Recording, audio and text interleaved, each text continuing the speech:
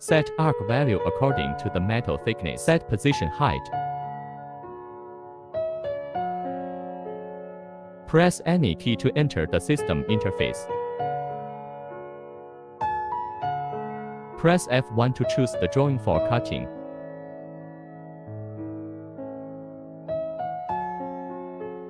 Press F button to set the cutting speed.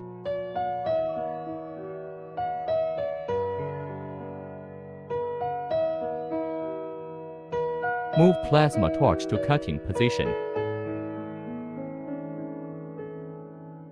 Start cutting.